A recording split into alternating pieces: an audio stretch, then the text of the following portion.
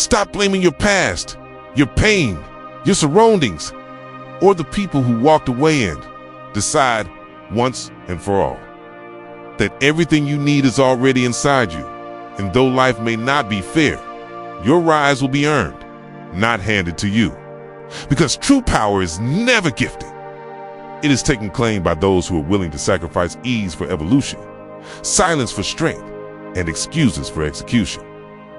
Because while others waste years waiting for external change, for motivation, for support, for some cosmic green light to begin, the ones who truly make it are those who understand that discipline is greater than desire, that action must precede clarity, and that the cost of greatness is paid in consistency, not comfort.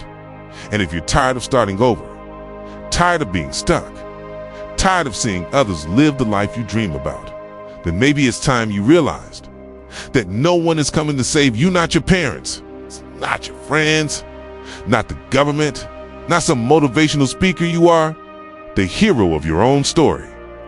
And you either become it or you remain a spectator, watching your life pass like a movie you never chose to direct. And if that truth stings, good. Because pain is a catalyst, and the most dangerous person alive is the one who transforms pain into power, who uses adversity not as an anchor but as ammunition, who sees rock bottom not as the end but as the foundation to build an empire. And maybe no one believes in you right now. Maybe you've been counted out, overlooked, underestimated. Good. Let them sleep, let them laugh, let them leave, because in silence, you sharpen. In solitude, you grow. And when you rise, you won't just succeed, you will dominate. Because your foundation won't be built on luck or hype, but on grit, on sacrifice, on a level of hunger they'll never understand. And that's the difference. Average people wait to feel like it. Legends build even when they're broken, even when no one watches, even when there's no applause. Because it was never about attention. It was about legacy. And your legacy is not written in moments of excitement, but in the daily grind, the boring repetition, the work no one sees, the hours when you could have slept but chose to create, Kate, when you could have quit but chose to push, when you could have played small but chose to own your worth. And if that sounds lonely, it is success is lonely, self-mastery is lonely, leadership is lonely. But that loneliness will make you fierce, because every time you choose growth over comfort, you level up into someone the old you wouldn't even recognize. And while they scroll, you study.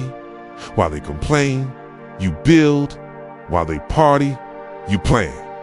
Because you know that someday is not a day on the calendar. Someday is now.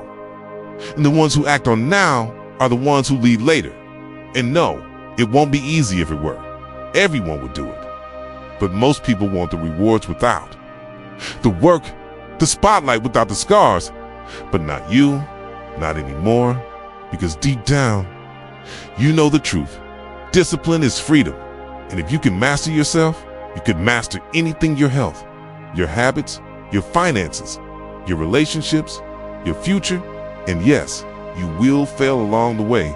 And yes, there will be nights when doubt whispers louder than belief. But even then, you show up, you execute, you repeat. Because results are not born from motivations. They're born from ritual, from systems, from showing up every single day like your life depends on it. Because it does. And the price of regret is always greater than the price of discipline. So, if you have to suffer either way, choose the suffering that leads to strength. Choose the path that tests you, stretches you, breaks you open only to rebuild you stronger. And never again say "I can't" when you mean "I won't." Words matter. Identity matters. And every time you say "I'm not disciplined," you're reinforcing a lie, because discipline isn't something you're born with. It's something you train, like a muscle. And the more you use it, the stronger it gets. Until one day you realize that you've become unrecognizable, not to the world, but to the weak version of you that used to quit. And that's the real prize. Not the money, not the title, not the followers, but the version of you were always meant to become. And maybe no one claps for you now, but someday they will study your mindset. They will quote your words. They will teach their children about how you turned nothing into something. And you won't even care about the praise, because the victory was never about proving them wrong. It was about proving yourself right. And if you've fallen, get up. If you've stalled, restart. If you've lost everything, rebuild. Because your power was never in what you had, it was in who you are and who you're becoming every time you refuse to quit. And if you're tired, that's good. It means you're working. If you're scared, that's good. It means you're growing. And if it hurts, that's great. It means you're alive and moving forward. And if you keep going long enough, if you endure when others fold, if you keep showing up with fire in your soul and clarity in your mission, you will win, not by luck, not by magic, but by refusing to lose. And that is how greatness is built.